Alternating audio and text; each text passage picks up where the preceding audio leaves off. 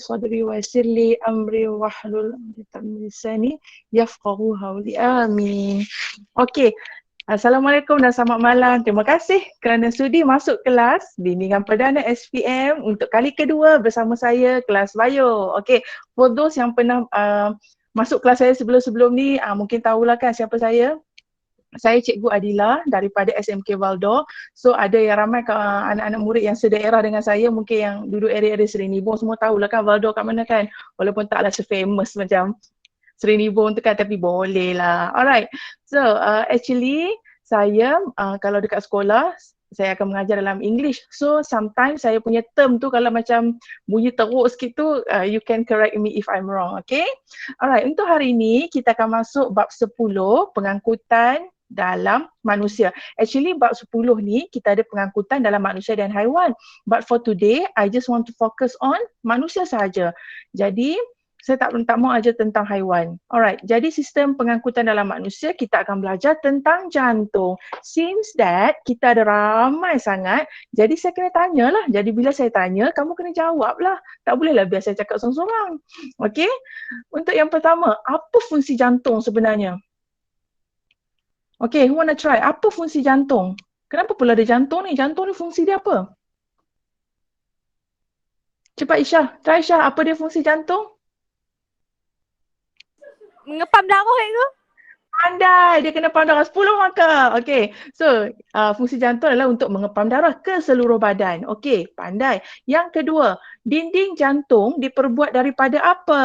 Come on, Uzma, try. Dinding jantung buat daripada apa? Mana Uzma? Lost in action? Cepat, dinding jantung buat daripada otot apa nama dia? Siapa tahu?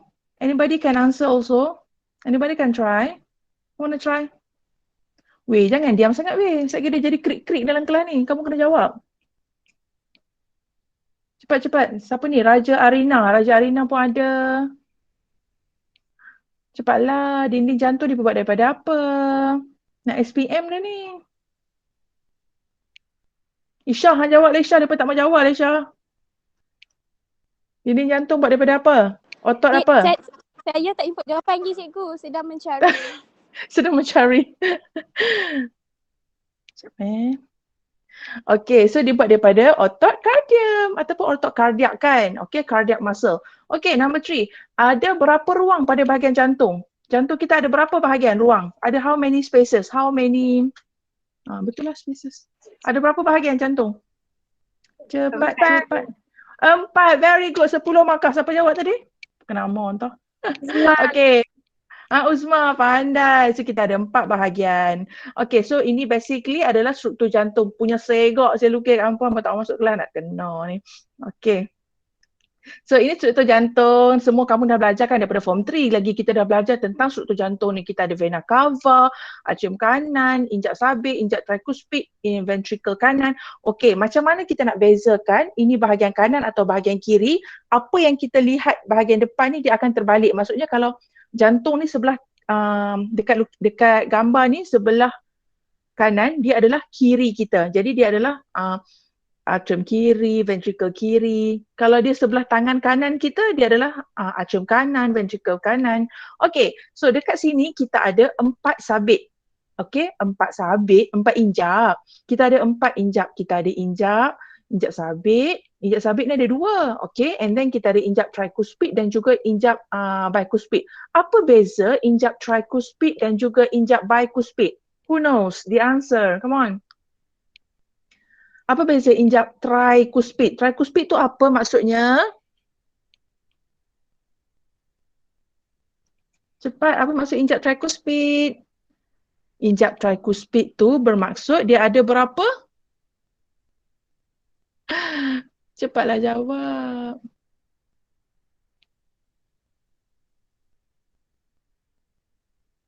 Mana Nurdiana? Diana, injak tricuspid tu apa? Siapa nak jawab? Cepat, Afzal ada.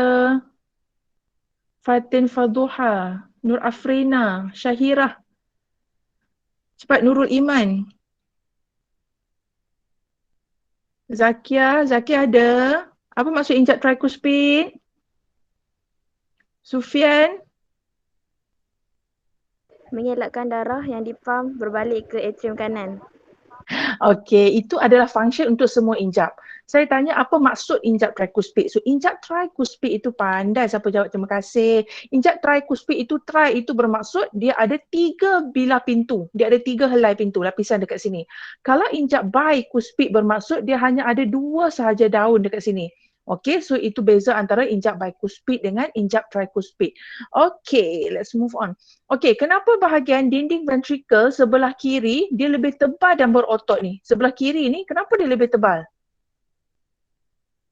Sebab apa? Sebab apa? Sebab apa? Mesti ada sebab. Kenapa dia lebih tebal? Kenapa? Kalau kamu diam kan dia akan jadi bosan. Kamu kena jawab. Baru dia akan happening. Kalau tak mau jawab pun kamu typing. It should be okay. Nanti saya baca juga.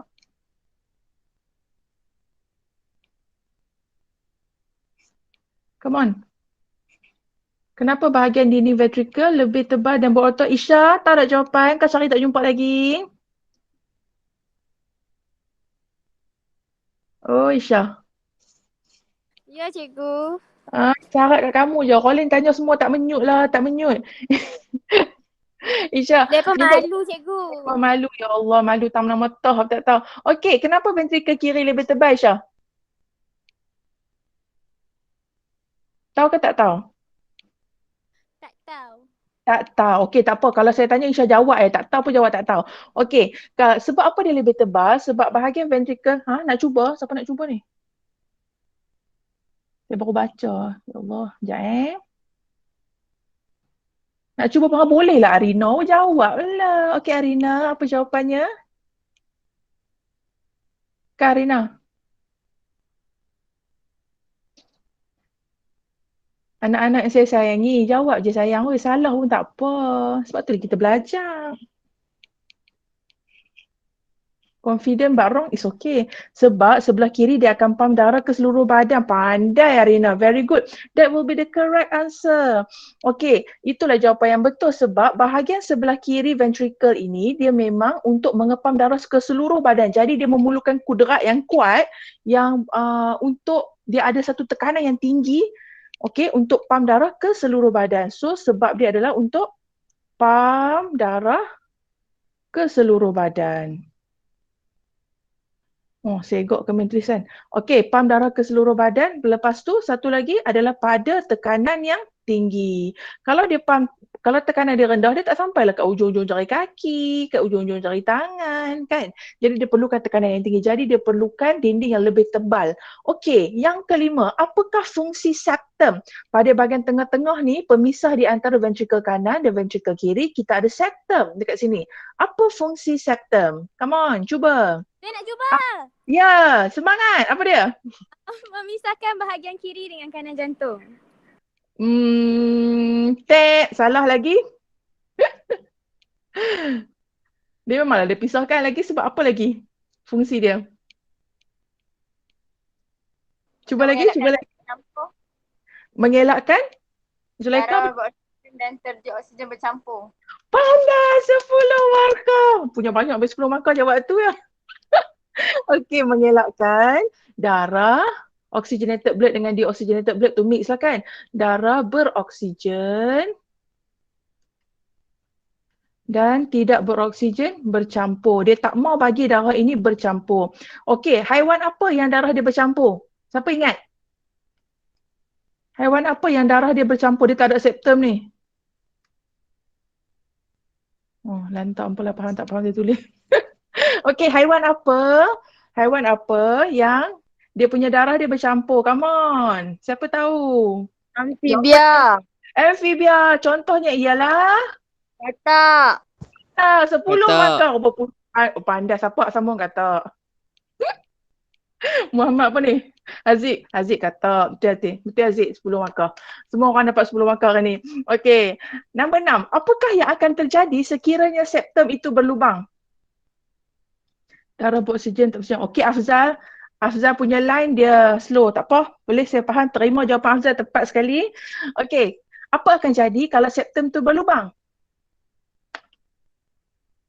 Cepat. Kalau dia berlubang dia jadi apa? Saya type lah sebab tulisan saya doktor sikit.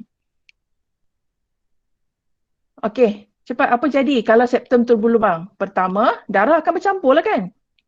Darah akan bercampur. So kalau darah bercampur, apa kesan kepada tekanan darah dalam ventrikel dan ventrikel kanan dan ventrikel kiri? Dia menyebabkan tekanan darah akan rendah. Okey, tekanan darah akan rendah. Dan orang itu kita akan panggil dia sebagai pesakit jantung berlubang. Dia akan mengalami sakit jantung berlubang. Okey? Boleh? Kita sambung lagi. Alright. So ini adalah contoh saya nak share sikit lah orang yang ada pengidap pesakit jantung berlubang ni. So jantung berlubang dululah kan saya sendiri pun sebelum mengajak-mengajak ni kan, sebelum saya baca-baca ni, saya ingat jantung berlubang tu jantung dia berlubang lah kat tepi-tepi ni ke, bawah ni ke. No, actually jantung berlubang itu apabila dia berlubang pada bahagian septum, either on the higher part, pada bahagian atas ataupun pada bahagian bawah. Welcome for those yang baru masuk. Selamat datang ke kelas biologi. Okay, hari ini kita belajar tentang jantung. Okay, so sama ada dia berlubang pada bahagian atas ataupun bahagian bawah. Okay, lubang pada jantung ni dia bukan tiba-tiba naik umur 40 tahun baru ada penyakit jantung berlubang. No, usually dia akan ada penyakit jantung berlubang ini since semasa dia lahir lagi. Okay, masa bayi dalam kandungan lagi, doktor dah boleh detect either kita punya anak bayi dalam kandungan tu normal ataupun tidak. Ada masalah jantung ataupun tidak. Okey, agak-agak kamu, macam mana doktor boleh tahu baby dalam perut mak dia tu ada penyakit jantung berlubang? Siapa nak cuba, macam mana doktor boleh tahu? Macam mana dia tahu kata bayi tu ada jantung berlubang? Kamu Aisyah, cuba. Salam tak apa.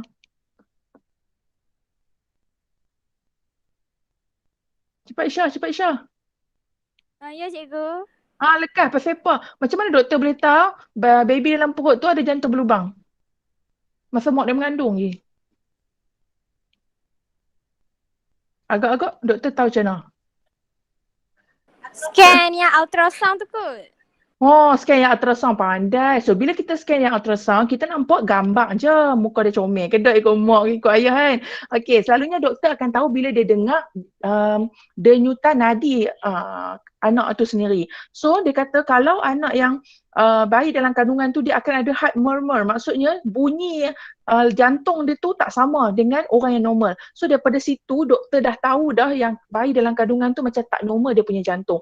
Okey, kalau lah contoh doktor masa dalam kandungan doktor tak boleh detect anak tu ada jantung berlubang. Tapi bila dilahirkan, kita akan nampak anak tu macam dia sesak nafas sikit, dia suka tercungap-cungap. Lepas tu dia macam cepat penat kalau buat apa-apa aktiviti. Lepas tu dia kaki dia suka bengkak. Sekejap lagi tiba-tiba kaki bengkak, perut bengkak. Lepas tu dia jadi letih. Lepas tu kalau untuk budak-budak, dia macam lambat, pembesaran dia lambat dan kurang selera makan.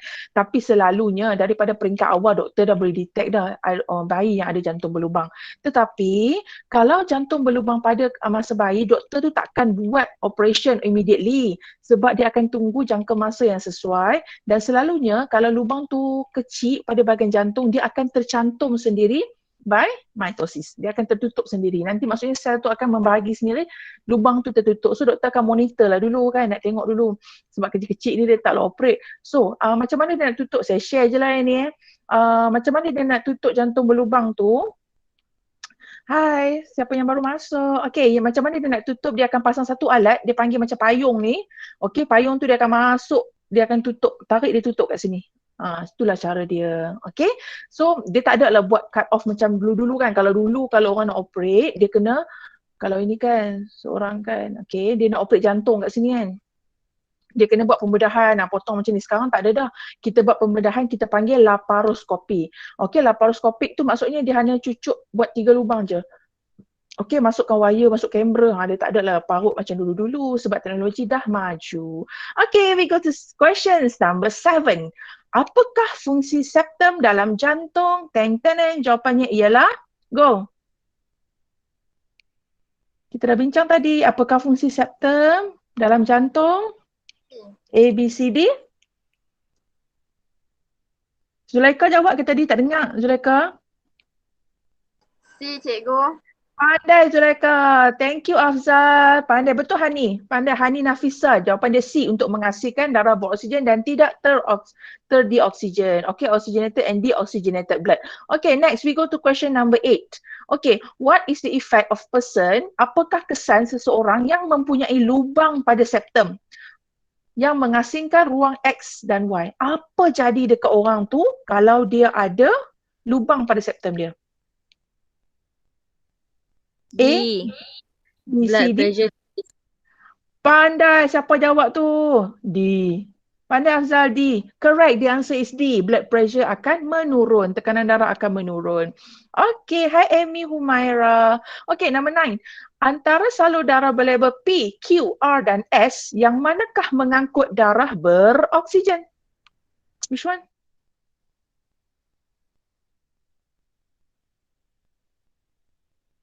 D ya cikgu. Pandai Zulaika. Cerdik ya Allah. Nak siapa ni? Okay, betul jawapannya adalah D, R dan S. Okay, we go to question number 10. Apakah bahagian yang berlabel Y dan Z? Cepat siapa tahu apakah Y, apakah Z? A cikgu. A. Betul ke A? Betul lah, jawapan dia A lah. Okay, the answer is A, aorta dengan vena pulmonary.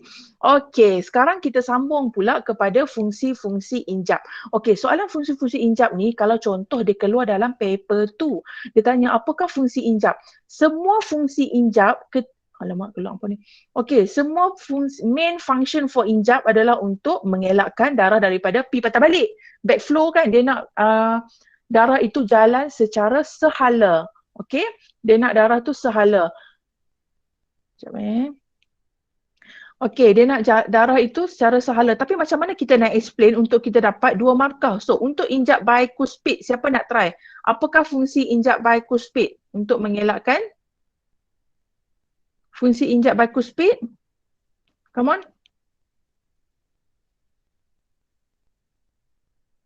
Lekahlah, injap bicuspid duduk tangan ni, hak belah ni. Hak belah kiri ni. Apakah fungsi injap bicuspid? Siapa-siapa pun boleh. Zulaika jawab dah. Isha jawab dah. Orang lain kah lah? Kau pandai kah? Dia baik jawab kah? Muhammad Uwais Al-Qarni. Jawab kah? Sedap ya nama.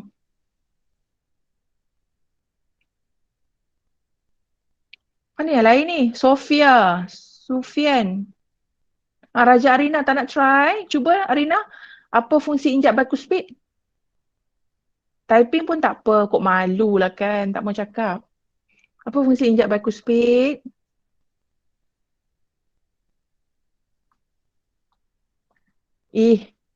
Hampa ni. Besar dia tu tak mau jawab. Okey, injap bicuspid adalah untuk mengawal darah secara sehala, pengaliran darah secara sehala.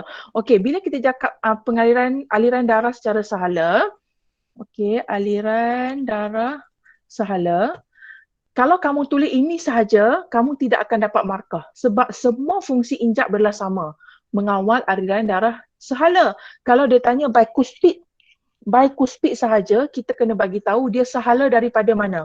Sehala daripada atrium kanan ke ventricle kanan. Kena tulis atrium kanan ke ventricle kanan. Tak boleh tulis aliran darah sehala saja. Kecuali dia tanya fungsi injap sahaja. Kamu bolehlah tulis memastikan aliran darah secara sehala. Okay? So yang ini sebab dia tanya specifically untuk bicuspid, kita kena bagi tahu daripada atrium kanan ke ventricle. Atrium kanan pula. Atrium kiri ke ventricle kiri. Okey. Ventricle kiri. Okey, injap tricuspid, apa function injap tricuspid? Sama. Dia punya ayat yang pertama sama. Aliran darah sehala daripada mana? Daripada atrium kanan pergi ventricle kanan. Sama juga. Okey, kalau dia tanya injap sabit, yang dekat atas tu, kamu tulis terbaliklah daripada ventricle. Kalau dia tanya, dia tunjuk anak panah tu, kalau soalan, contoh dia tanya injap sabit pada bahagian sebelah kanan ni. Okey, dia tunjuk injap sabit pada bahagian sebelah kanan ni. Jadi kamu kena bagi tahu aliran darah sehala daripada mana? Ventricle kanan masuk ke dalam arteri pulmonary. Okey, tak boleh bagi tahu sehala sahaja. Jangan tukar antara kanan dan kiri. Okey, it should be specific. Okey, next kita tengok apakah yang terjadi sekiranya injap tidak tertutup dengan sempurna. Okey, sebenarnya pada injap ni, kalau yang 3 ini kita panggil injap dia apa? Yang ada 3 pintu ni, 3 daun ni. Nama injap dia apa? Tadi saya bagi tahu. Tricuspid. Tricuspid, very good. Okey, apa jadi? Terima kasih Janata Uzma. Okey, apa jadi kalau dia tak tutup rapat? Agak-agak jadi apa? So orang tu dia akan mengalami masalah macam sakit jantung jugalah. Dia akan jadi letih, jantung dia tiba-tiba jadi laju, dia jadi sesak nafas, dia pening-pening, dia rasa nak pitam, dia rasa nak pengsan, dia suka batuk. Tak duduk pun dia suka batuk. Okey. So selalunya masalah injap tak tutup rapat ni disebabkan ada satu muscle yang pegang pintu injap ni tau. Nama dia chordae. Sekejap. Hai Nurin Kristina. Okey, nama dia chordae tendinae. Mungkin dalam silibus kamu tak ada lah kot chordae tendinae. So chordae tendinae ni sebenarnya satu muscle, macam satu urat yang pegang pintu tu. Kadang-kadang kita punya urat tu dia ada masalah, pintu tu tak tertutup rapat. Selalunya muda-muda ni tak ada lah, tapi when we are aging factor lah, bila we are become older, sometimes kita punya valve ni daripada elok pun dia boleh jadi tak tutup rapat. Okay, number 12. Structure X dan Y tertutup apabila? Jawapannya ialah, kita sambung soalan, cepat. Struktur X dan Y tertutup. Injap sabit tu tertutup waktu bila? Siapa nak cuba? D. Apa dia jawapan? Siapa cakap romantik ah? Nama apa tu? Nadia ke pun tak nampak. Tak perasan lah. Apa jawapan dia tadi? Cakap pelan sangat, saya tak dengar. Oh, left tu dah. Okay, cepat siapa nak cuba? Struktur X dan Y tertutup waktu bila? Masa bila dia tutup? A, tekanan dalam ventricle lebih tinggi daripada atrium.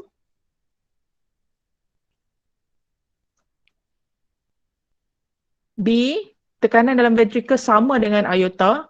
C, tekanan dalam ventricle adalah lebih rendah daripada tekanan aorta. D, tekanan dalam ventricle adalah lebih tinggi. Jawapannya adalah D. Okey, kenapa bukan A? Kenapa bukan A? Terima kasih, siapa jawab dia? Sufian kan? Okey, kenapa bukan A? Sebab kalau A ini adalah untuk injap bicuspid ataupun tricuspid dekat sini. Okey, dia mesti lebih tinggi tekanan daripada atrium, baru injap ni tertutup. Tapi sebab dia tanya pada X dengan Y injap sabit, jadi jawapan yang terbaik adalah D. Okey? Terima kasih yang cuba jawab. Okey, next we go to question 13. Diagram 9 menunjukkan jantung manusia. What is X? Okey, urat-urat di bahagian luar jantung. Apa dia yang nama dia? Ya, urat-urat ni nama dia apa?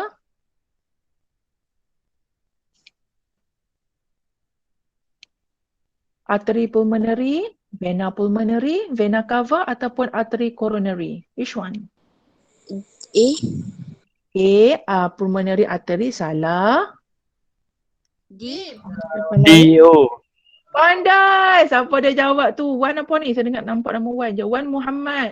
Faizal, terima kasih. Jawapan dia ialah D, coronary artery. Arteri yang ada pada bahagian jantung. Coronary, koro ni semua adalah jantung. Arteri itu salur darah lah. So kalau coronary artery bermaksud salur darah pada bahagian jantung. Okay, nombor 14. Apakah yang berlaku apabila struktur X tidak berfungsi? Apa yang jadi kalau injap tidak berfungsi? D. Pandai Wan. Backflow, aliran balik darah akan berlaku. Dia akan berlaku backflow. Darah tu dia pi dia patah balik, macam itulah kan. Pintu tak tutup. Injap ni adalah satu pintu lah yang control. Pintu tu one way. Dia masuk tak boleh keluar. Tapi kalau pintu tu longgak, dia pi dia patah balik, Susah tak kalau darah ni boleh backflow? Kamu rasa apa kesan kalau darah tu boleh backflow? Apa efek dia? Serangan jantung. Fuyo. Serangan jantung tu. Lagi. Good try. Apa lagi? Kalau darah tak ada injap, tak sampai lah dekat tempat yang kita nak tuju tu kan. Darah tu baru nak sampai kat jari dia patah balik pula naik kat kaki. Baru nak sampai kat jari kaki patah balik pula naik kat paha. Macam tu lah. Okay, tak sampai kepada tempat yang kita nak tuju tu. Okay, now we move on to artery, capillary and vena. Ini adalah salur-salur darah pada manusia. So we have 3 types. Kita ada artery, vena dengan capillary. Apa yang membezakan adalah saiz lumen. Saiz liang dalam ni kan. Okey, saya buat warna putih lah. Okey, saiz liang dalam ni. Kalau arteri, lubang dia sempit. Tapi dia punya dinding dia lebih tebal. Okey, kenapa dinding dia lebih tebal? Sebab dia nak pump darah. Sambung. Nak pam darah ke jantung. Ke seluruh badan. Dia nak hantar seluruh badan. Thank you. Okay, Wan tak ada nak jawab. Wan baru nak tekan lah. Wan ni jawab dah. Tak apa Wan, cuba lagi Wan. Okay, vena. Kenapa vena dia punya liang dia lebih besar Wan? Okay, Wan jawab. Siapa? Oh, tak mau jawab apa dah. Cuba. Kenapa liang dia lebih besar? Sebab tekanan dia rendah. Okey, dinding dia pun lebih nipis sebab dia menghantar darah pada tekanan rendah. Dan vena ini adalah saluran yang mempunyai injap. Kalau bahasa Inggeris kita akan baca vena with vein. Saya ingat macam itulah. Vena with vein. Kalau arteri tak ada vein, tak ada injap. Okey, capillary pula yang paling kecil dia tibai setebal satu sel, tak ada otot, tak ada injap dan tekanan dia rendah. Function dia adalah hantar darah daripada arteri P dekat vena. Vena P dekat arteri. Dia pergi patah balik macam itulah. Okay, itu adalah function untuk capillary. Okay, we go to question 15. What will be the answer? Cuba.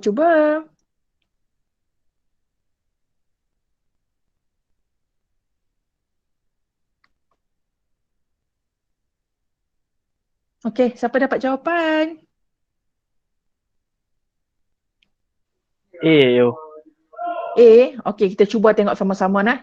X ini apa? X dulu. X tu apa? Arteri. Okay, pandai. X tu arteri. Y ni apa?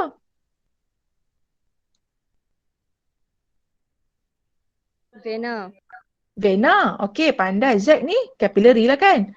Okay, cuba tengok huruf dia balik. Dia susun, you tengok, dia trick kamu dekat sini. Ini arteri, yang ni capillary, yang ni vena. Kalau Wan tengok, huruf dia susun balik ikut sini sebab tu jawapan dia A. Salah lah. Jawapan yang sebenarnya. Apa dia? C.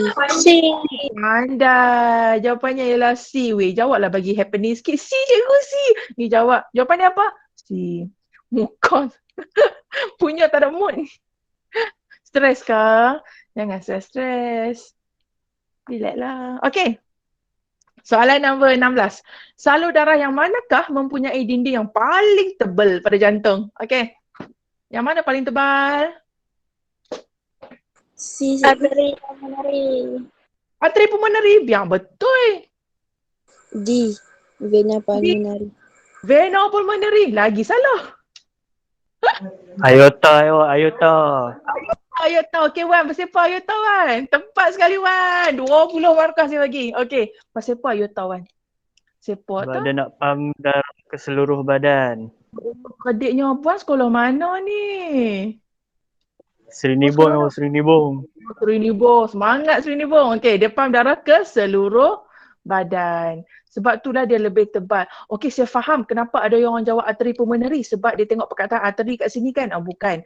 Vena, salah. Sebab vena kita dah tahu dah lumen dia yang paling besar. Lumen dia besar kat sini. Jadi dia tak mungkin lah paling tebal. Dia takkan mungkin. Jadi jawapannya ialah iota. Ini adalah soalan favorite yang akan keluar dalam paper 1. Selalu tanya. Okey, ini salah satu lagi. Lebih kurang je. Cuma ditukar sikit je. Pernyataan berikut adalah ciri-ciri darah yang diangkut oleh suatu salur darah dalam badan manusia. Pertama, kepekatan oksigen dia tinggi. Oksigen dia banyak. Maksudnya dia pam darah yang oxygenated lah. Okey. Kepekatan karbon dioksida rendah, so tak ada karbon dioksida ada tapi sikit. Tekanan darah tinggi, ini yang keyword kita nak tahu. So which one? C. Pasal apa C? Pasal apa C? Ada jawapan lain tak? Vena cava ke cik? Vena cava lagi salah. Jawapan dia apa? Siapa A. jawab tadi? A, A, cikgu. Zakia. Kenapa jawapan dia A, Zakia?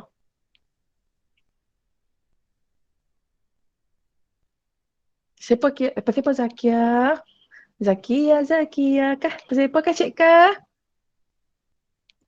Sebab iota ni sama macam tadilah, dia kena pam darah bertekanan tinggi. Bila tekanan tinggi dia mesti tebal. Tadi kita dah jawab dah soalan 16 tadi kan.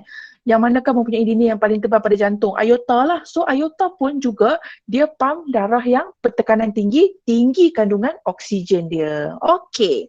Next, number 18. Antara berikut yang manakah benar tentang X? Apa itu X? Kita ada X kat sini. Sini kita ada satu, yang ni lagi ada satu. Apa itu X?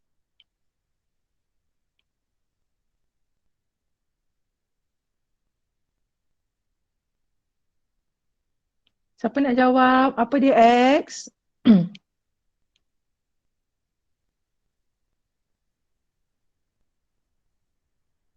Weh, cepat weh, X tu apa weh? Ni selalu kat sini X ni apa?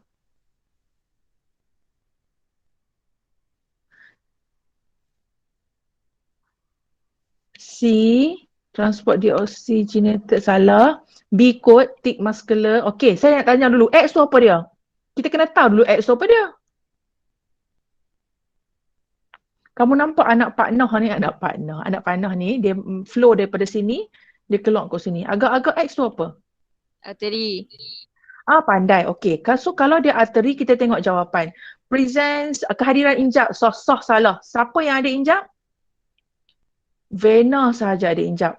Okey, dinding otot yang tebal. Betul jawapan dia B. Okey, transport darah deoksigen. Salah lah. Ini function untuk vena. Okey. D, darah mengalir di bawah tekanan yang rendah. Salah juga. Okey, so jawapan dia adalah B. Thick muscular wall. Okey, sebab X itu ialah arteri. Okey, siapa sini pernah kena ambil darah dekat lengan? Pernah tak? Pernah tak? cikgu. Pernah. Okey, pernah tak kamu tanya nurse tu? Dia cucuk kat mana? Dia ambil darah kat mana sebenarnya? Dia ambil darah dekat salur vena ke arteri ke kapilari? Cepat cuba jawab. Tak apalah, kita bincang lah. Kamu agak-agak dia ambil darah kat mana? Cubakah? Ambil ke arteri. Okey, kenapa Nurin? Hai Nurin kata tu saya rasa macam masuk lah masa first class saya kan. Nurin, kenapa Nurin rasa dia ambil ke arteri Nurin?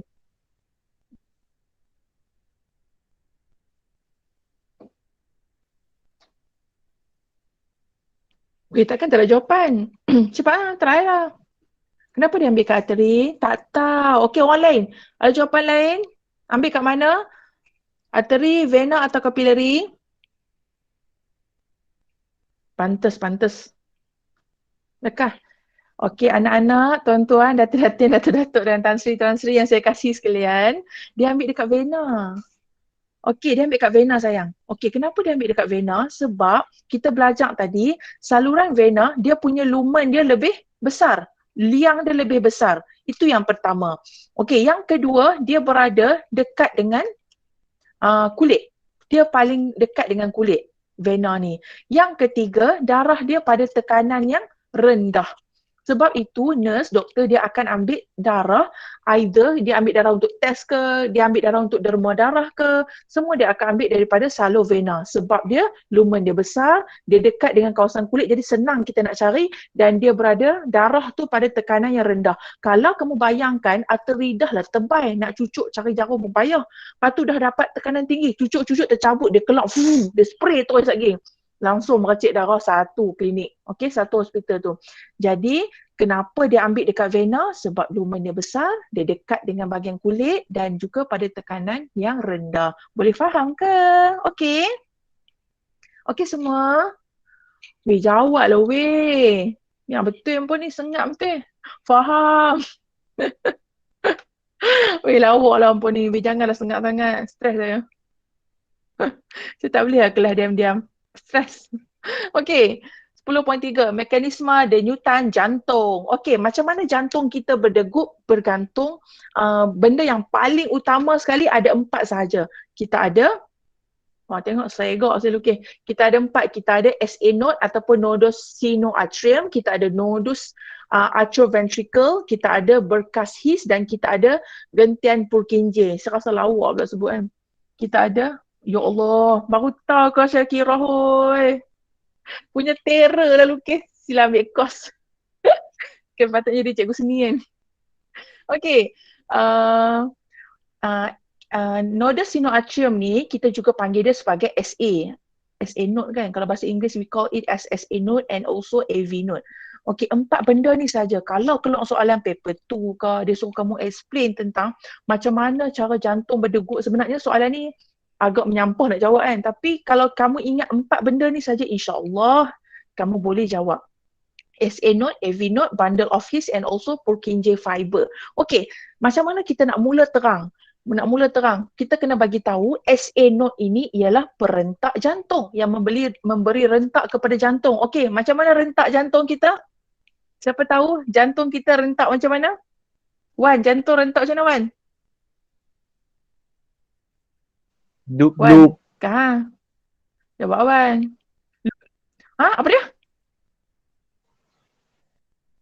Dup-lup. Dup-dup. Dup-lup.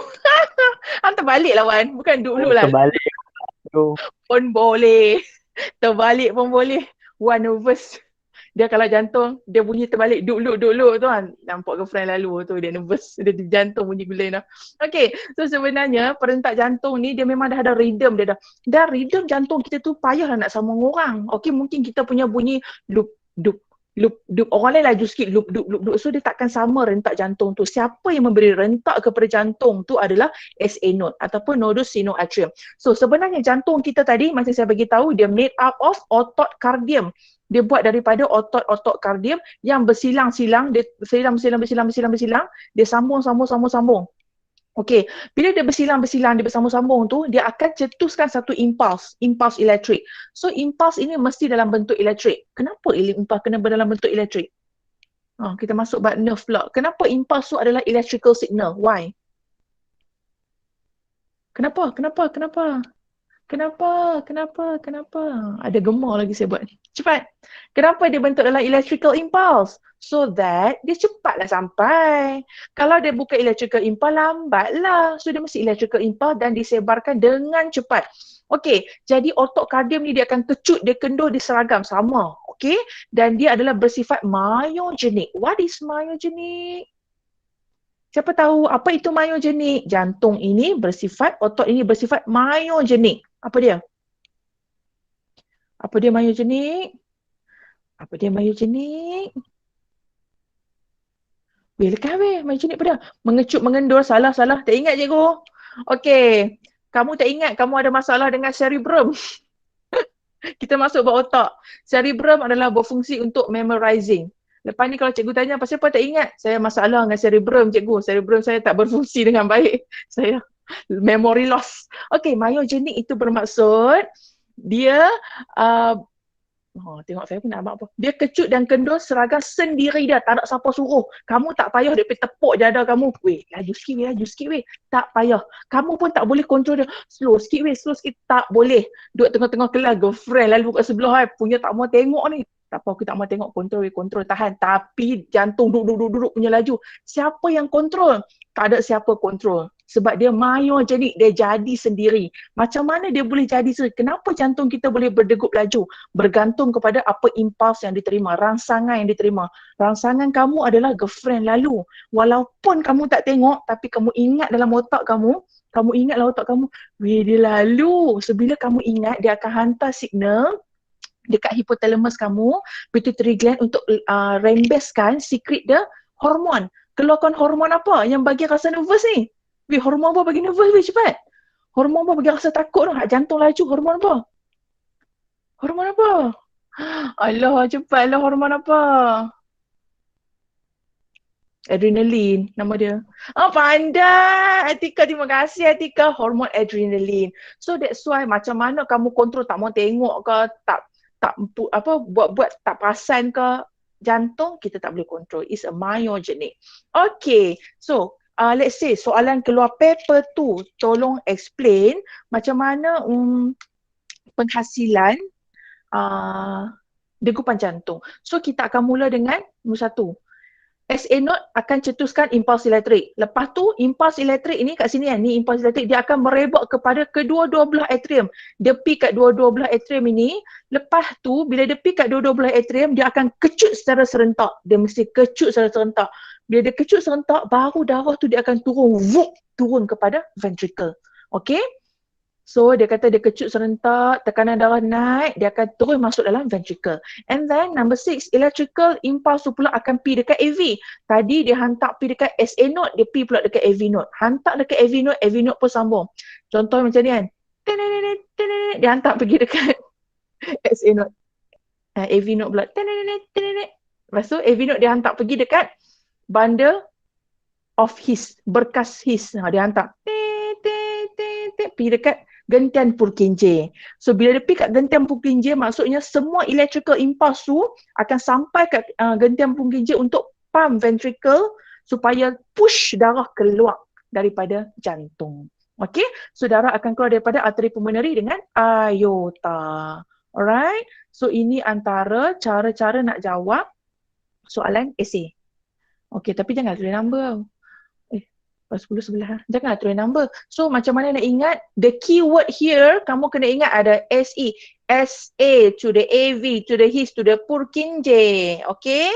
So kita mula dengan SA. Sebut sama-sama. Kita mula dengan SA. Lepas SA pergi dekat AV. Daripada AV, kita pergi dekat HIS. Lepas tu HIS kita pergi dekat Purkinje. Okay?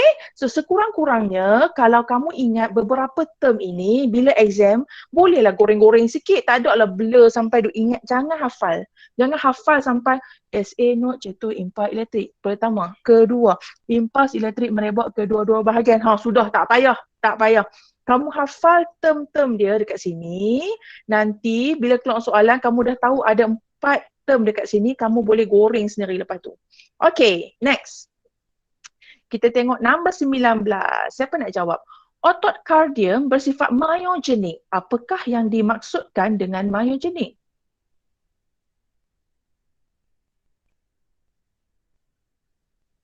Jawapannya ialah D. D. Pandai. Syakira. Bukan C, Syakira. Okey, pasal apa? Kita tengok jawapan dia dulu. Dia kata jantung mengecut dan mengendur dengan menerima impuls daripada saraf. Tak. Okey, salah. B. Jantung perlu mengecut dan mengendur dengan dikawal oleh otak. C. Jantung perlu mengecut dan mengendur tanpa perlu impuls daripada saraf pun salah. Jawapan dia D. Jantung mengecut dan mengendur tanpa perlu dikawal. It's automatically. We call it as myogenic. Okay, next question 20. Okay, saya bagi masa, baca dulu, bagi jawapan. Selamat mencuba. Maklumat berikut adalah tentang pengecutan otot kardium. Bermula daripada mana? Tadi saya dah bagi dah dia punya keyword. S to the A. Over gila. S to the A lagi. To the AV, his, Purkinje. Menyanyi lampau. Okay. Nombor 20. Jawapan dia apa? A. Okay. Ada lagi jawapan lain? Nurin jawab A. Oleng kah? Kak Cik Kak dia pandai, dia baik. Carikan jawapan. B. B. Okey, kita tengok dulu.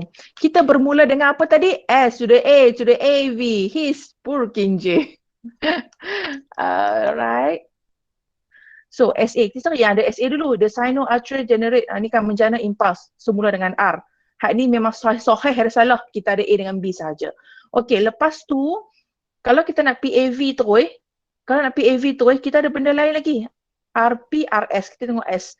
Impuls tersebar dengan cepat ke seluruh dinding kedua-dua atrium dan menolak ke dalam ventricle. So kita mula dengan S dahululah. Okey, R, S, lepas tu baru Q. AV, lepas tu baru T. His, kan, pergi apex ni. Lepas tu barulah dia push out. The answer is B-boy. Good job for those yang jawab betul. Give a big clap. Round of applause to you guys. Okay. So, soalan 20. Sebelum sambung. Soalan 21. Okay. Electrocardiogram. Kamu pernah dengar tak tentang ECG? Saya nak share je ni. Pernah dengar tentang ECG? Kan kalau tengok orang dalam TV drama-drama kan masuk hospital sakit jantung sikit lekat benda tu kan kat dada, nak buat apa sebenarnya?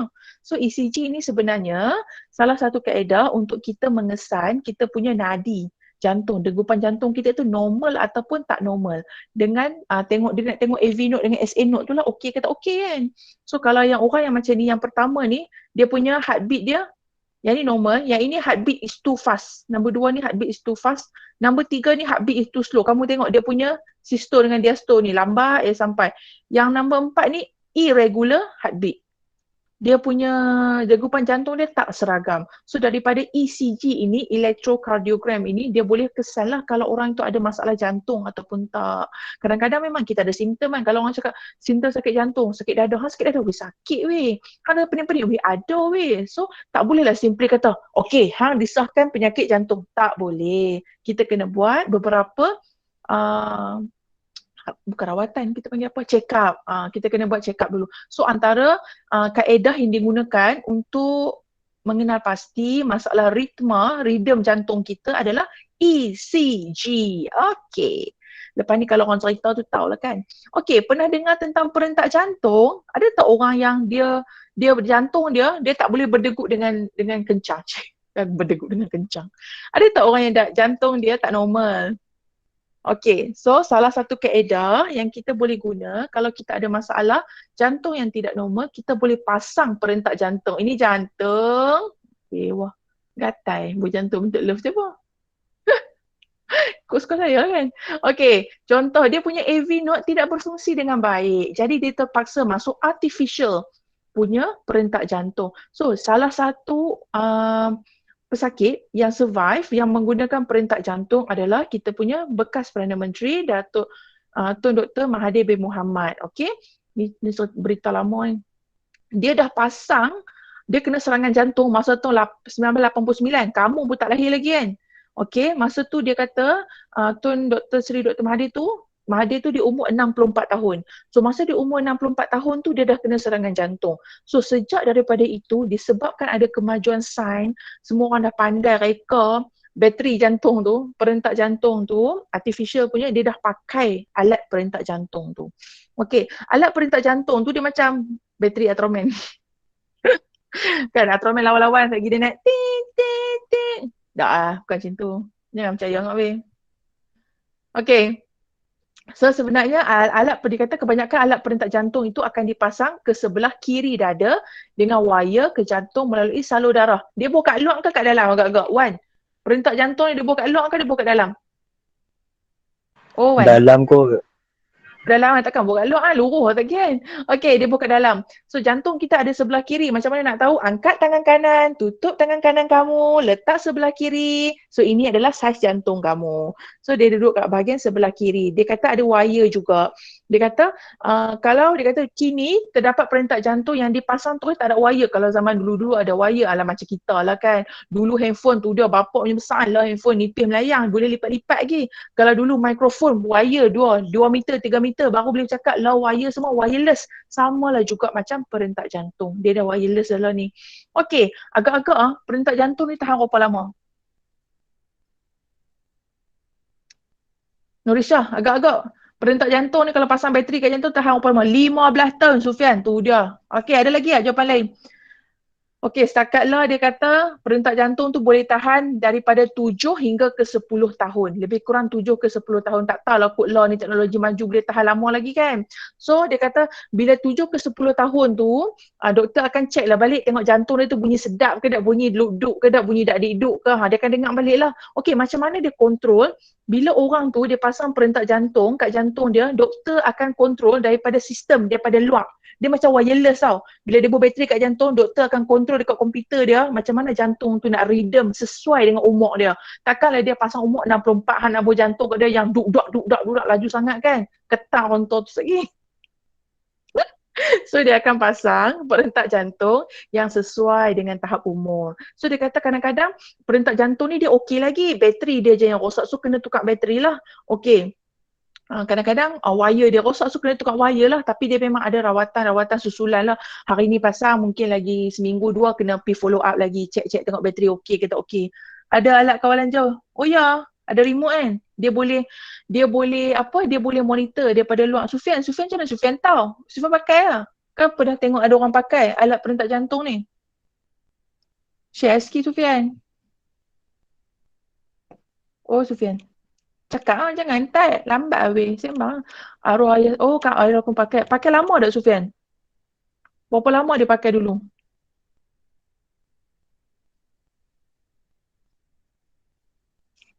Dalam 6 tahun. Oh, okay. It's a good experience. At least Sufian boleh share kan. Ada remote. Betul lah no. Okay. So, orang yang pakai perentak jantung ni boleh bersukan tak Sufian? Orang yang pakai ni boleh tak? Boleh buat kereta tak? Boleh tak lari-lari nak jogging petang? Boleh ke tak boleh? Boleh, betul. Tapi janganlah sampai hari ni pasang, esok nak pergi lari buat half marathon 21 kilometer tu bukan dia lah kan. So selalunya doktor akan monitor. Maybe after a few weeks, kita kena boleh lah start jalan-jalan dulu, boleh buat kereta, memang boleh. Okay. Tetapi adalah saya terbaca, dia kata selalunya dia avoid orang yang pakai perentak jantung ni, tolonglah avoid. Dah lah pasang bateri jantung kat sini. Pergi letak handphone dalam poket kat atas pula. Dia nak avoid lah. Benda tu takut lagi signal dia problem kan. Okay. Itu antara sharing. Tapi ada alat elektronik kena jauh 1 meter. Betul-betul. Alat elektronik kena duduk jauh-jauh kan. Tak ada dekat-dekat. Sekejap lagi dia ganggu signal dia. Jantung bunyi tak betul lagi. Okay. Next kita dengar kepada sounds of heart. Kita ada loop and dupe sound. Yang ni kamu dah faham, dah pandai dah ni. Dah tahu dah kan. So bunyi pertama adalah loop. Okay Wan, jangan lupa. The first sound is loop. Yang kedua baru dupe. Dupe loop tu hanya berlaku bila nampak girlfriend lalu. Dia apa ketak ada cikgu lalu, pengetua lalu kan, ketak-ketak jantung bunyi guling dah. Okay, we start with loop and dupe. Okay, next. Soalan 21. Cuba jawab.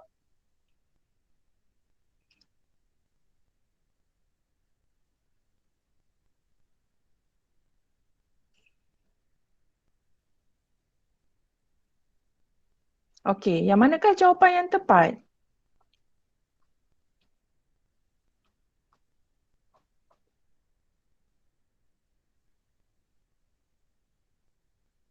Dia kata seseorang individu yang menggunakan perentak tiruan tidak digalakkan melakukan aktiviti cergas. Boleh lah aktiviti nak buat, tapi janganlah duduk pergi angkat berat teruk-teruk tu kan. Kenapa?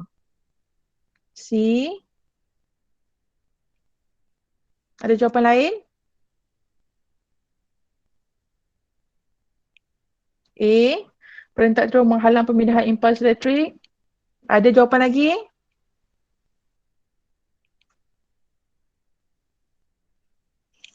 Betul Sufian. Jawapannya ialah B. Kerana perentak tiruan menyebabkan pengenduran atria dan ventricle. Okey, perentak tiruan ni dia takkan sama lah. Apa yang kita cipta ni takkan sama apa yang Allah bagi. So dia kata kalau kita buat aktiviti, dia akan menyebabkan perentak ni menyebabkan pengenduran atria dengan ventricle. Okey, next. Ini adalah untuk kadar denyutan nadi. Pernah kira tak nadi kamu? Pernah kira tak sebelum ni? Okey, saya nak semua orang kira nadi sekarang. Okey, formula dia senang je. Nak kira denyutan nadi, kita ambil 10 second je. Semua keluarkan jam. Tapi jangan abang cikgu saya pakai smartwatch cikgu. Saya tak pandai dah tahu nadi berapa. Weh, jangan weh. Kita buat sama-sama. Kita buat manual punya. Okey, letak. Okey, nak ukur nadi tang mana? Siapa tahu? Dekat mana kita boleh ukur denyutan nadi? Who knows? Nak ukur kat mana nadi? Leher, pandai. Lagi kat mana lagi boleh, Kristina? Lengan. Pergelangan tangan. Ada pergelangan tangan. Correct. Okey, kita boleh ukur. Macam mana nak buat? Angkat 3 jari. 3 jari. Kamu boleh letak kat sini boleh. Boleh letak kat leher boleh. Boleh letak kat lengan ni pun boleh. Okey, so saya bagi masa 10 saat je. Kamu letak tangan dekat bahagian yang kamu nak ukur selama 10 saat. Tengok jam 10 saat, kira nadi berapa. Darab dengan 6. Tengok normal tak dengan umur kamu. Umur kamu dekat sini kan. 15 ke 19 tahun ni kan. Kadar denyutan nadi kamu adalah antara 60 ke 100. Okey, 10 saat dari sekarang. Go.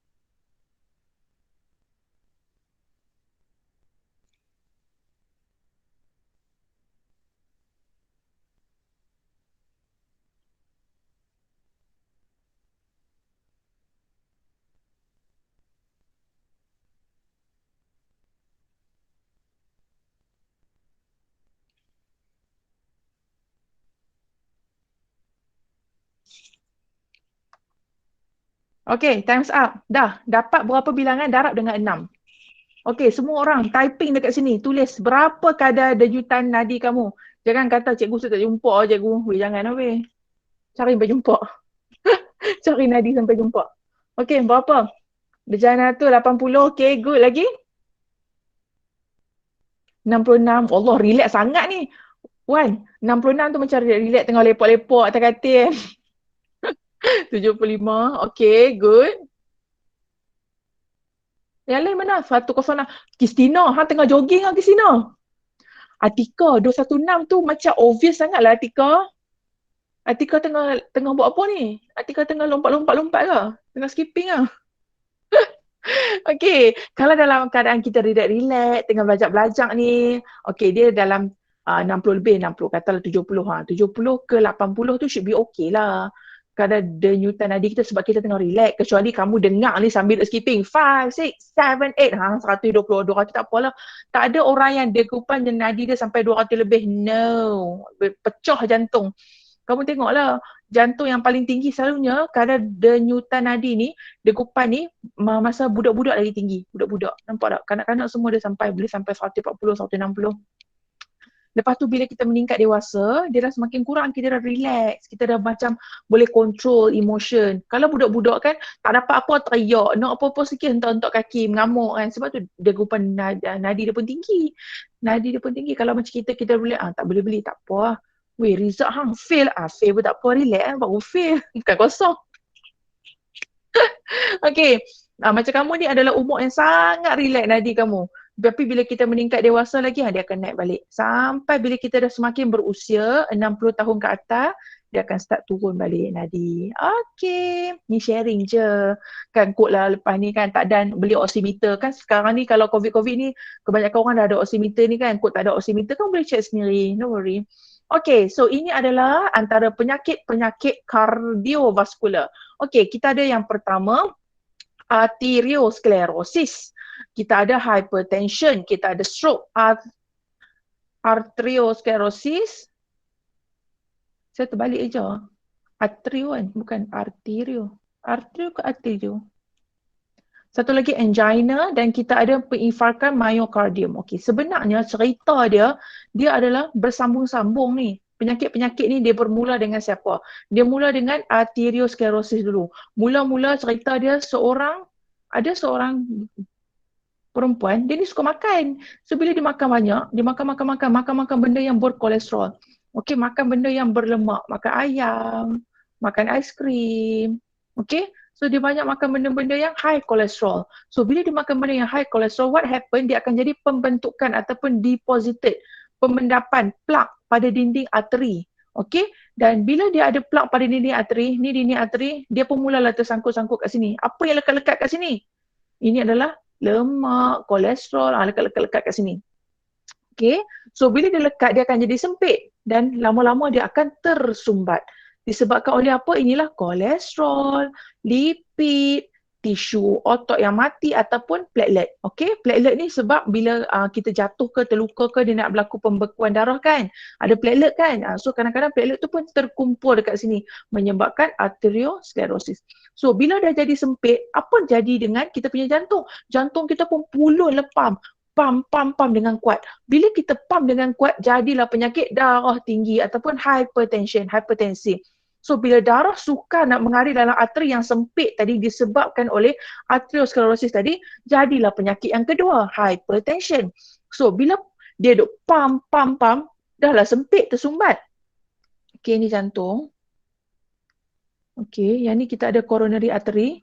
Contohlah, kita punya tersumbat tu adalah pada bahagian jantung. So dia pam, lama-lama nanti dah tak boleh dah nak pam, dia jadi apa?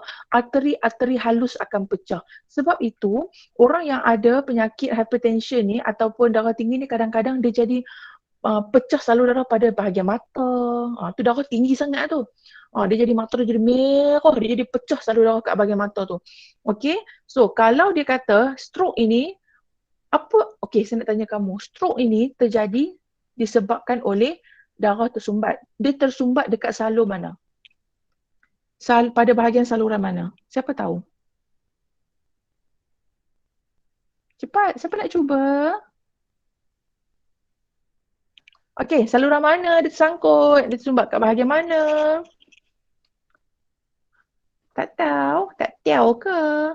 Okey, kalau dia tersumbat, salur darah kamu tersumbat pada coronary artery, bahagian jantung ni, baru kamu akan dapat stroke. Okey? Sorry, kalau stroke ini dia akan tersumbat pada bahagian otak, terbalik pada. Kalau bahagian otak, salur darah tersumbat pada bahagian otak, dia akan dapat stroke. Kalau salur darah tersumbat pada bahagian jantung, dia akan dapat serangan sakit jantung. Okey? Heart attack. Kalau darah ni tersumbat dekat jantung, kita akan dapat heart attack. Kalau darah tu tersumbat dekat otak, okey, tersumbat dekat bahagian otak, kita akan dapat penyakit stroke. Macam mana boleh ada darah yang tersumbat dekat otak? So, kita patah balik tadilah sebab ada salur yang tersumbat. Kenapa salur yang tersumbat? Sebab dia punya dinding tu dah tebal. Macam mana boleh tebal? Sebab kita makan banyak kolesterol, lipid, otot ataupun tersangkut lipid otot-otot yang lama yang mati ataupun platelet. Tapi sometimes kenapa orang yang kurus nampak macam sihat, tiba-tiba dia kena stroke? Sebab apa agak-agak? Macam mana boleh ada salur darah pada otak dia boleh tersumbat dekat atas ni? Apa lagi selain daripada sebab daripada darah tinggi ni, apa lagi boleh menyebabkan stroke? Come on, share. Kenapa boleh stroke lagi? Cepat. Stres, betul, boleh. Lagi. Stres sampai stroke no. Okey, sebenarnya terjadinya stroke ini kita kena tahu. Terjadinya stroke disebabkan oleh ada darah beku tersumbat dekat bahagian arteri pada otak. Salur darah pada otak. Sebab itu jadi stroke. Jadi sebab-sebab boleh jadi salur darah tersumbat tu salah satunya adalah embolus. Kamu pernah dengar kan embolus kan? Embolus ini ialah darah beku dalam badan tapi dia moving, dia bergerak. Contohnya, kamu main dengan kawan-kawan, tak lama tak jumpa grup A, grup B kan, tapi kamu form 5 main semua kan. Lama tak jumpa, main tarik-tarik kursi, kawan duduk tarik kursi terlentang jatuh. Tengok-tengok, aku okey, tak berdarah. Tapi kita tak tahu, maybe biasa dia jatuh tu ada berlaku hentakan pada kepala, lepas tu ada berlaku pendarahan dalam otak. So pendarahan dalam otak itu, badan kita automatik ada darah aja dia akan dah beku. Platelet plug mai lah semua untuk buat proses pembekuan darah, blood clot tu kan. So bila dia darah beku kat situ dan darah itu embolus. Embolus ini bermaksud dia moving. Salur darah yang beku tadi bergerak. So bergerak sampai kat bahagian otak. Sampai kat bahagian otak dia tak boleh bergerak dah tentu, dia sangkut tentu. Itu yang boleh menyebabkan dahsyat contoh cikgu takut. Dahsyat kan? Sebab tu apa jangan main-main. Sebab itu boleh menyebabkan stroke. Kadang-kadang jatuh hari ni, esok lusa tiba-tiba ada stroke. Kemarin hang tarik kursi dia. Aku tarik tapi dia okey, tak berdarah pun. Jangan buat lawak. Benda tu tak lawak langsung. Dia melibatkan jatuh-jatuh hentakan kepada bahagian kepala ni memang tak lawak langsung. Okey, sama juga kalau kita main kat padang petang-petang. Kalau kamu dah asrama ada riadah petang-petang, memang jatuh terbah kat tangan ke, terlentang kat belakang ke. Kadang-kadang kita nampak macam dia naik lebam kan, dia jadi macam merah kat dalam kan. Dia tak luka tapi dia merah kat dalam. So merah kat dalam tu, kalau dia darah tu tak bergerak, kita panggil dia sebagai trombosis, dia duduk sengap, tang tu dia jadi macam ketui kat kaki, kat betih tu kan. Tapi kalau darah beku tu bergerak, moving, bergerak tu, itu yang bahaya. So kalau darah yang beku tadi bergerak sampai kat jantung, kita akan kena heart attack. Kalau darah yang jatuh tadi bergerak sampai kat kepala, kita akan dapat stroke. Selalunya orang yang accident kan, kadang-kadang kita tengok orang accident, dia dapat stroke tiba-tiba lepas accident kan. Salah satu sebab dia ada kerosakan, kecederaan pada bahagian otak. Okay, we go to arteriosclerosis. Okay, arteriosclerosis ni kita sambung cerita tadi. Mula daripada mana? Mula daripada arterio lah. So tadi dia dah lekat kat sini kan. Jadilah mendakkan kat sini. Dah mendak lama-lama, apa jadi kepada arteri? Arteri pun jadi keras. So bila dia keras, dia dah tak elastik, dia kurang kenyal. So bila kurang kenyal, dia payahlah nak pump darah tu untuk shoot pergi tempat lain. Dapatlah penyakit yang seterusnya, keempat, arteriosclerosis. Okay, so bila dia dah pump, dia dah kurang, bila dah salur darah kita keras, tak boleh nak pump, tak elastik lagi, apa menyebabkan kita punya darah ada tak sampai kepada beberapa bahagian. So sebab tu kadang-kadang kita jadi macam, kebah-kebah tangan, kebah-kebah kaki. Bukan kata duduk sila lama, kebah kaki duduk saja boleh kebah kaki, bukan dia lah tu kan. So mungkin ada masalah pada arteriosclerosis. Okay, angina ni pula adalah sakit dada yang kuat. Sakit dada yang kuat disebabkan oleh apa? Sebab tadi patah balik kepada cerita yang awal tadi. Arteriosclerosis. Sebab itulah arteri tu sempit, dah sempit, kurang oksigen sakit dada. Sakit dada yang teruk, sakit dada sikit-sikit, sebok-sebok, sedu sedan, tak payah. Alah. Okay. Next, last sekali. Penginfarkan myocardium ataupun serangan jantung. Ini berlaku apabila arteri kita completely tersumbat. Okay. Kalau jadi serangan jantung, apa kaedah untuk rawatan yang kita boleh buat? Kalau kena serangan jantung tapi tak jadi apa-apa lah, maksudnya tak lepas away kan. Kena serangan jantung, doktor detail, kamu kena serangan jantung. Minor. Kamu kena minor attack. Kena attack jantung sikit. Apa doktor akan buat? Cepat, apa kaedah nak jaga jantung ni? Ya, ini gambar arteriosclerosis. Inilah contohnya. Salur darah, darah tak boleh lalu kan. Nak lalu celah-celah tu tak boleh. Okey, cepat. Apa kaedah kita boleh buat? Operation. Okey, lagi. Boleh cuba lagi? Operation apa nak buat? Pembedahan apa? Kamu kena bagi tahu. Menjawab soalan biologi, kamu kena jawab dengan detail. Kamu tak boleh cakap, apakah kaedah untuk rawatan arteriosclerosis? Pertama, pembedahan. Kedua, makan ubat. Ketiga, tidur. Tak boleh anak-anakku sekalian. Kamu kena bagi tahu dengan detail. Sebab kamu adalah cuci semula salur darah. Fuyo, nak cuci tang mana? Salur darah tu duduk kat jantung. Kita tak boleh cuci lah, cikgu. Okay, so kamu kena menjawab seperti kamu ini adalah future doctor. Macam mana kamu jumpa doktor kalau kamu pergi klinik? Doktor saya sakit kepala lagi. Doktor akan tanya lagi apa-apa. Doktor akan okay, kamu buat rawatan ni. Lepas ni kamu makan ubat ni, ubat demam. Lepas tu makan ubat apa sakit kepala, makan ubat tahan sakit. Mana ada kamu jumpa doktor? Doktor saya sakit perut. Okay, makan Panadol. Doktor saya sakit kepala, doktor. Okay, makan Panadol. Doktor saya kaki lenguh-lenguh, doktor. Makan Panadol. Okay, pandai siapa yang jawab bypass tadi tu? Ya Allah, cerdik tak ada. Okay, very good. Salah satu kaedah yang kita boleh buat adalah bypass. Okay, saya cerita sikit apa itu bypass. Soalan bypass pernah keluar exam ya. Bypass ini adalah dia membuat highway yang baru, laluan yang baru pada bahagian jantung. Contohnya, jantung kamu, jangan ada jantung kamu kan. Jantung pesakit tu dia lekat dekat bahagian ni, tersumbat pada bahagian ini, coronary artery. Jadi darah tak boleh pump. Bila darah tak boleh pump, jantung dia susah nak berdegup. Okey, susahlah nak pump. Jadi dia jadi macam penat-penat, sakit dada. Jadi doktor akan buat bypass. Bypass ini apabila dia ambil satu salur darah pada bahagian betis. Betis apa dia nak ambil? Cepat, siapa tahu? Dia nak ambil satu salur darah pada bahagian betis, pada bahagian kaki. Bahagian kaki siapa? Siapa nak bagi? Wan, boleh tak Wan? Orang nak buat bypass hampir suruh kaki. Ambil salur darah saya tak apa. Cepat. Boleh jawab Isha, kah nak ambil salur darah siapa Isha? Kaki pesakit. Kaki pesakit, pandai. Orang tu sakit, kita ambil salur darah orang tu. Okey, kita nak ambil arteri, vena kah? Kita nak ambil kapilari. Mana satu? Arteri. Arteri, salah. Mana boleh ambil arteri anakku?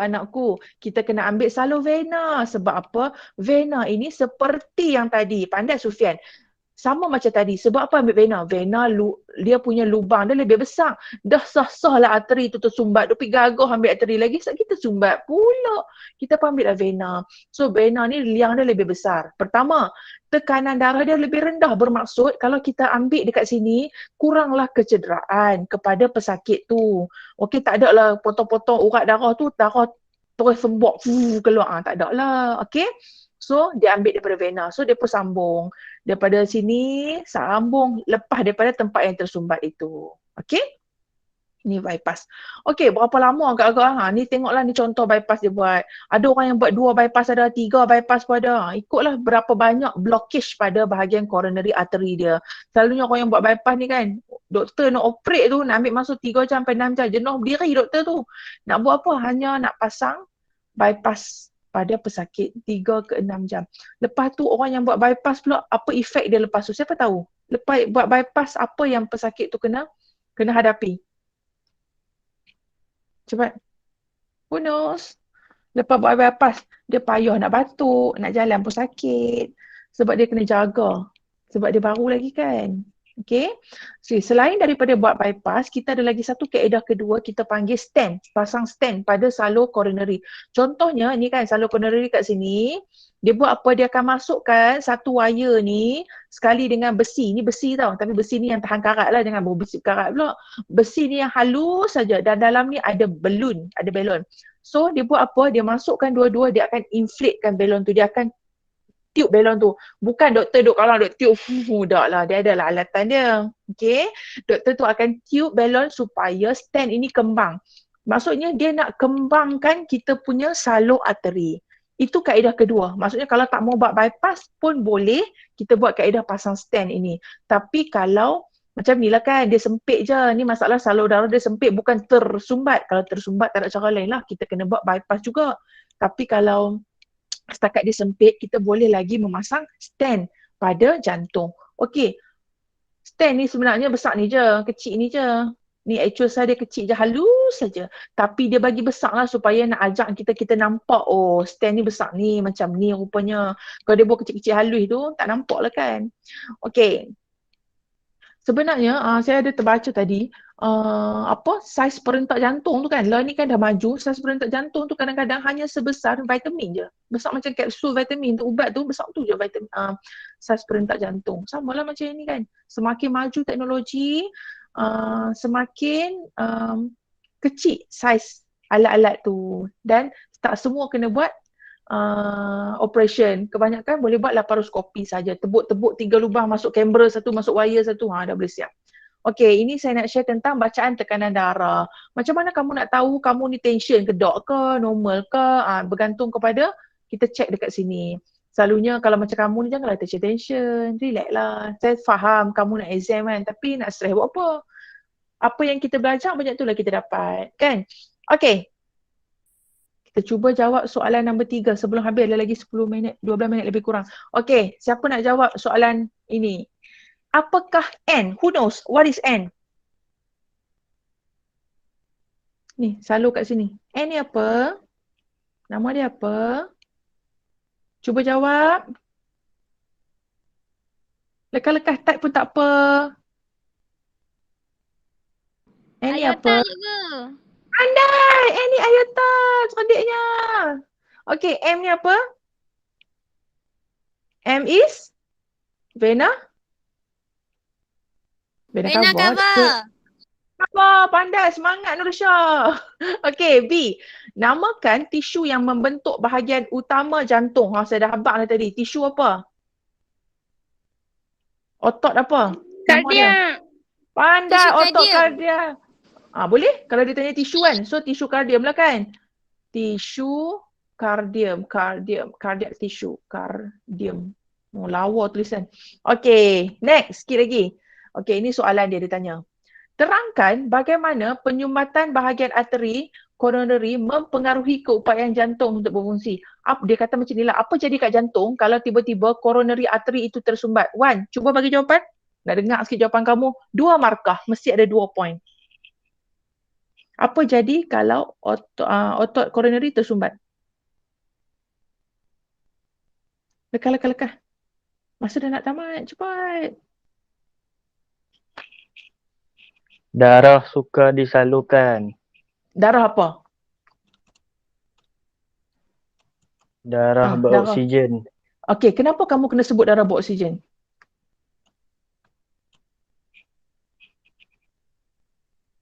Kenapa tak kena sebut darah beroksigen? Sebab bila kita bawa oksigen, baru kita bawa makanan kepada bahagian-bahagian sel tu. Bila ada makanan baru, dia boleh buat kerja. Kalau kita setakat hantar darah saja, tak ada oksigen, tak jadilah kan. Okey, darah beroksigen tu dapat disalurkan. Lagi, apa lagi satu lagi jawapan Wan? Ni baru satu markah.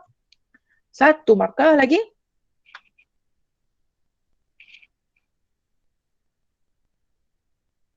Lagi apa lagi?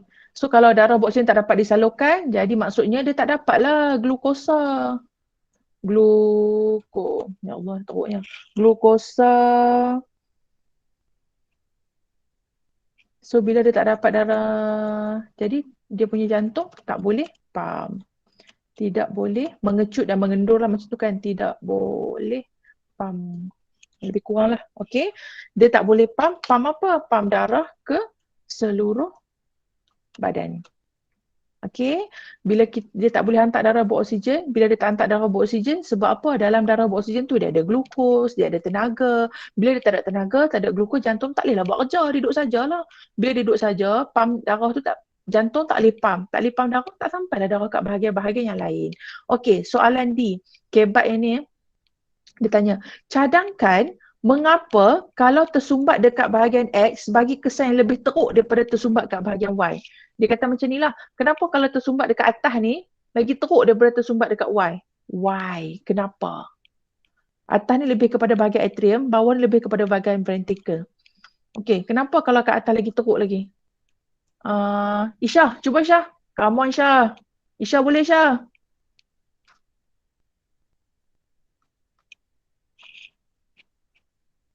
Cepat Isha, kenapa Isha? Tak tahu cikgu. Agak-agak kenapa? Takkan tak mau jawab. Takkan kalau soalan exam keluar hang nak tulis tak tahu. Kena tembok ke kan? Cikgu ulang lagi sekali soalan, tak apa dengar Okey. tadi.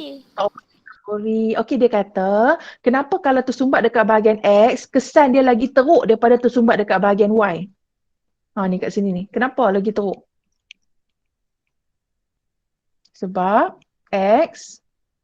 Okey, X. Apa ni Isha? Jawab Isha. X dia hantar. Sebab X dia hantar darah ke Y? Darah dia, maksudnya X ni, dia pam darah kawasan lebih besar. Okey, ke kawasan yang lebih besar berbanding Y. Sebab Y tu dia duduk kat ventricle dah. Kan? X tu lebih kepada atrium. So nanti atrium ni dia akan hantar, dia akan kontrol, Allah terkalih pun dah. Dia nak kontrol denyutan dekat atas ni. Jadi yang ni lebih mempengaruhi daripada Y. Okey, itu yang pertama. Lepas tu dia kata lagi banyak kawasan yang jantung tak boleh kecut. Maksudnya kalau X ni dia tak berfungsi, lagi banyak kawasan yang dia tak boleh pump. Okey, tu beza dia. 2 markah. Okey, last question. Terangkan mengapa vena digunakan dalam graf tersebut dan bukan arteri untuk pembedahan pintasan. Kenapa bypass tadi pakai vena? Saya dah habang dah. Okey, come on. Siapa nak cuba? Ulang balik je. Uzma jawab. Wan jawab. Apa dia? Tak dengar sekali lagi, Wan? Mempunyai lumen yang lebih besar. 1. 2 markah lagi. Tekanan darah yang rendah. Very good. 2 marks. Good job. Okey, soalan F. Mengapakah gizi yang kaya dengan lemak haiwan dikaitkan dengan penyakit jantung? Kenapa kalau kita makan banyak makanan berlemak, dia dikaitkan dengan penyakit jantung? 3 markah. Nak abang apa? Okey, Kah, siapa nak cuba? Danish, sengak pada tadi Kah. Siapa nak jawab? Iman ada. Syakirah Kah? Cik Kah dia baik. Jawab Kah. Sufian pun boleh? Sufian, kenapa?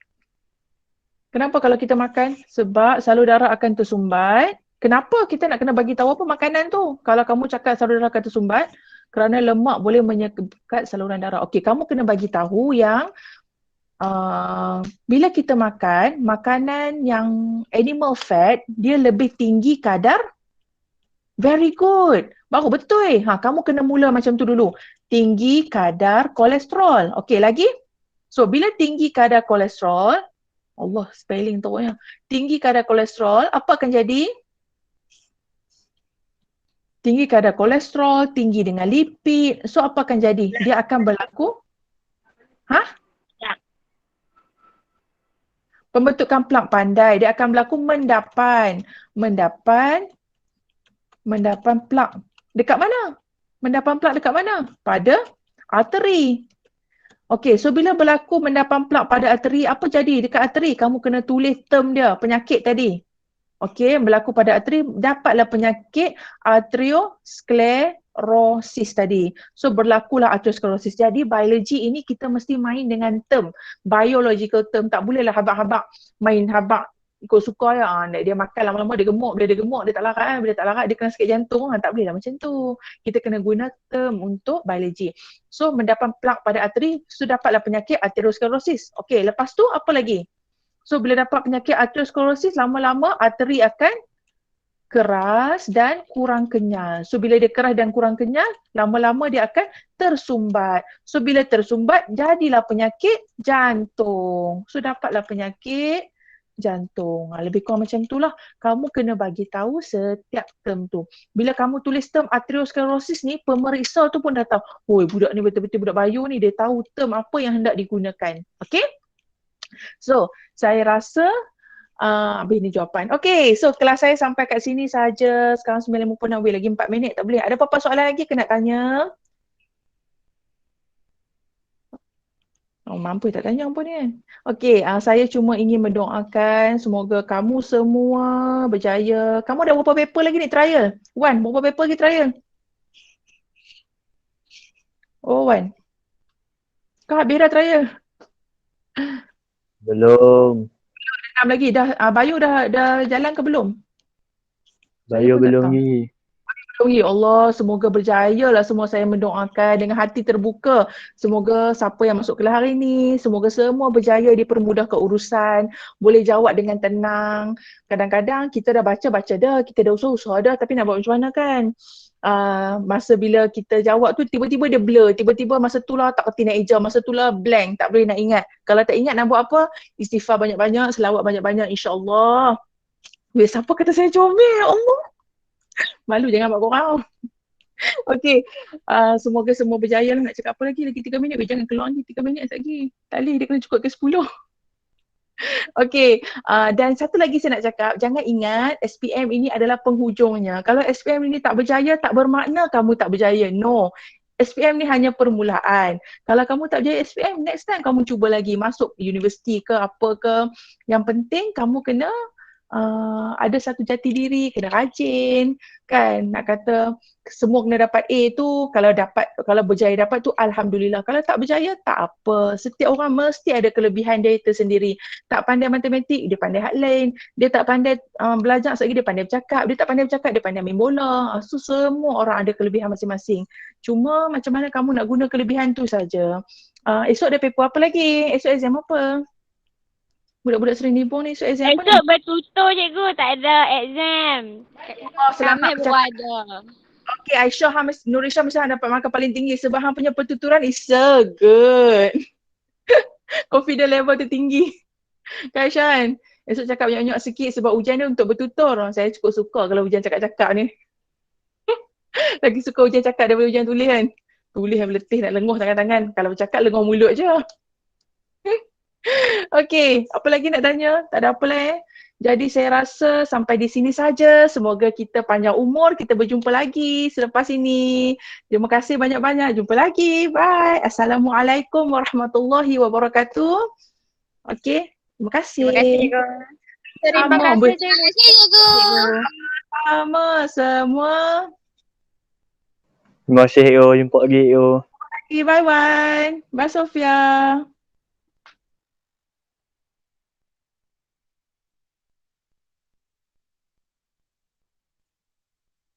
Terima kasih semuanya.